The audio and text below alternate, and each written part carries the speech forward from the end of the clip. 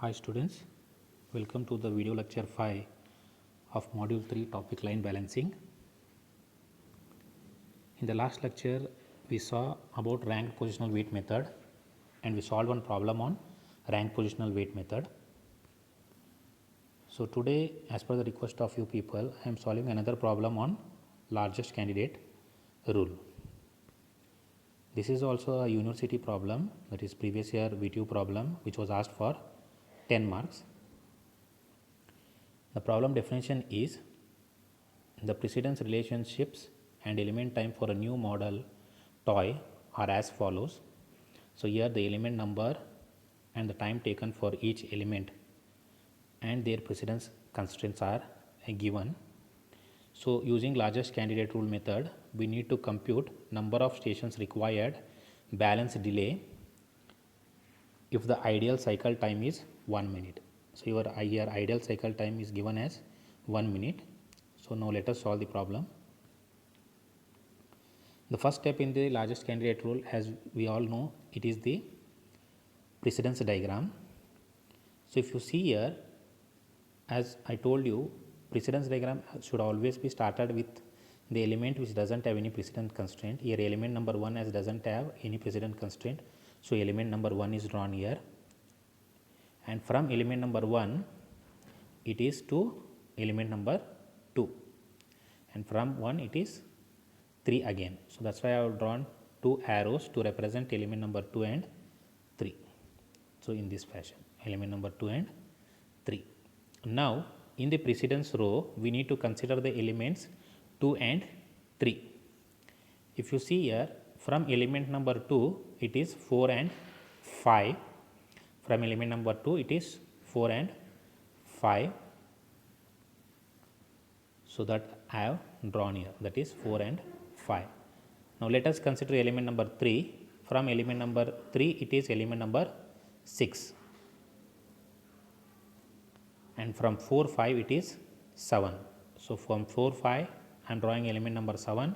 From 3 I am representing element number 6, and from 3 5 if you see it is element number 8. From 3 and 5 it is element number 8. Now from 7 and 8 it is element number 9. From 7 and 8 it is element number 9. Okay, 7 and 8 element number 9, and from 6 and 9 it is 10. From 6 and 9 we need to represent element number 10 in this fashion. Okay, so now I will again explain you.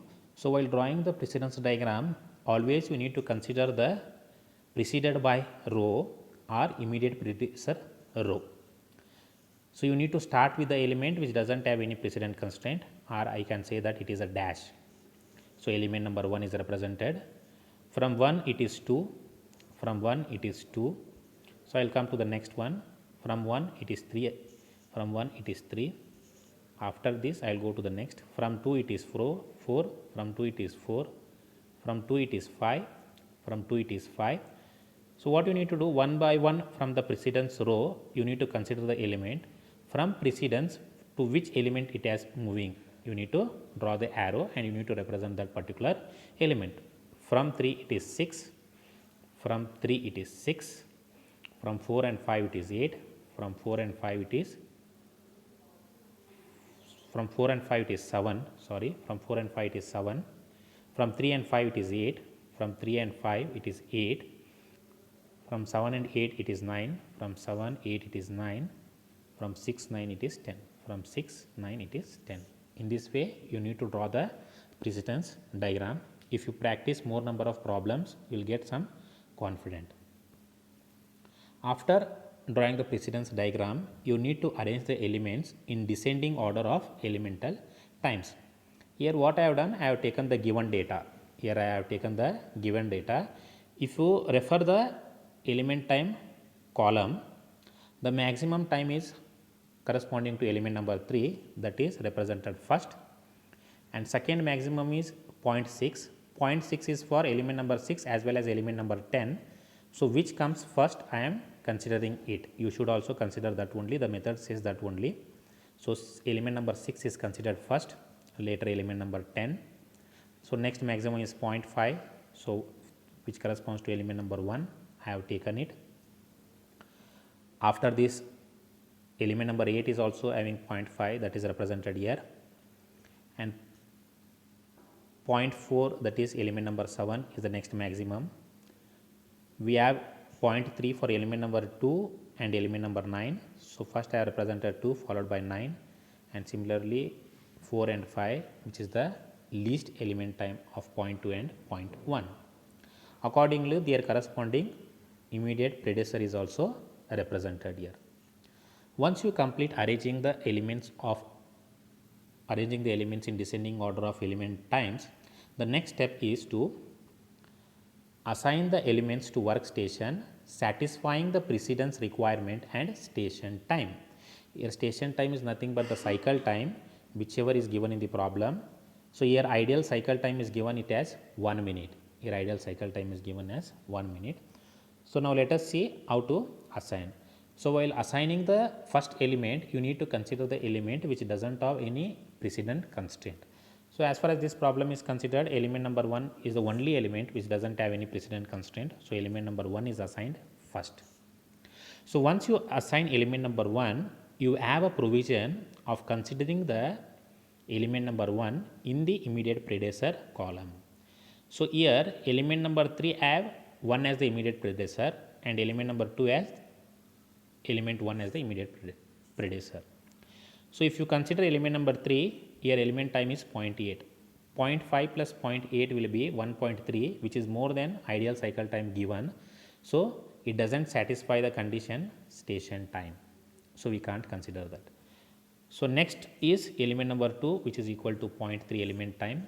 So 0.5 plus 0.3 is 0.8, which is less than 1 minute of ideal cycle time. So I can consider it. So I have assigned it. Once you assign element number 2 in the immediate predecessor, you can consider that element number 2. So for element number 2, we have two elements 4 and 5. So element number 4 is having 0.2 minute. So I am assigning that. Okay, 0.2 minute. So that 0.5 plus 0.3, 0.8 will be equal to 1 minute, which is ideal cycle time. Okay. So since it reaches the maximum time, that is ideal cycle time, we can't assign any other elements in station number 1. So I need to proceed for assigning the elements in the next station. Once you assign the elements in stations, kindly scratch it using the pencil so that you won't get confused in assigning these elements for further stations. So after this, again you need to come from element time only, which is maximum. So here 0.8 is maximum time. So it is element number 3. You need to see that okay, immediate predecessor is appearing here. So I can assign element number 3, that is 0.8. So next maximum is 0.6. So I can't assign. So 1 minus 0.8 is 0.2 minute. Only 0.2 minute can be assigned here. So in the element time you have 0.2 less than 0.2, that is element number 5 only. Equal to 0.2 is already assigned, that is element number 4. That's why I have assigned element number 5, which is having 0.1 minute. 0.8 plus 0.1 will be 0.9 minute, which is less than of ideal cycle time, that is 1 minute. So I have the provision of assigning, hence it is preceded by element number 2. Element number 2 is already appearing here. Okay. So no other element can be assigned in station 2. So I will proceed assigning to the next station.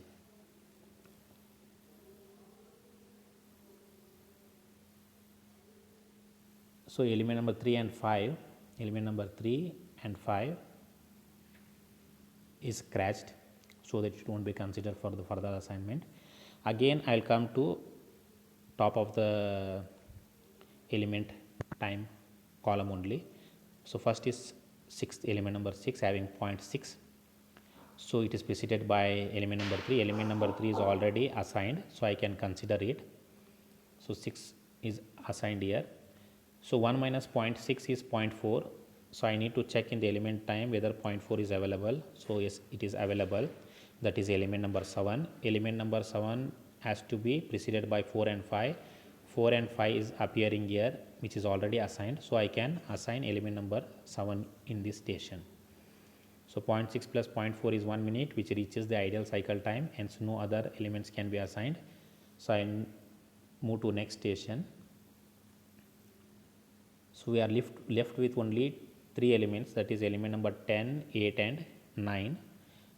So here element number 10 having 0.6 minute, but here 9 element is not assigned, so I can't consider precedent constraint condition is not satisfied. I need to go for element number 8. Here it is preceded by 3 and 5. 3 and 5 is already assigned, so 8 is assigned here, 0.5. Finally, I assign 9, which is preceded by 7 and 8. 7 and 8 is already assigned, and element time is 0.3, so no problem of ideal cycle time also. So 0.8 minute. Remaining is only element number 10, which is assigned as the assigned in the next station, that is station number 5. So in this way we complete assigning the elements to the workstations.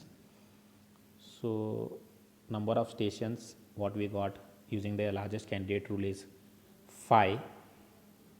So now let us go to calculating the line efficiency. So the formula for line efficiency is TWC divided by NTCI. So TWC is equal to, so you need to add all the element times, that is 0.5 plus 0.3 plus 0.2, 0.6. So if you add that, you will get it as 4.3. Number of stations N is 5 into station time, that is ideal cycle time is nothing but 1 minute. So you will get 86% as the line efficiency. Therefore balance delay is given by 1 minus EB, you will get 14%. So all the elements are represented here, station 1, station 2, station 3, what all the elements are assigned. Okay, hope you got the concept of largest candidate rule. If any doubts, kindly call me or WhatsApp me in which step you have got the doubts. I'll clarify the doubts. So we'll meet in the next lecture. Thank you.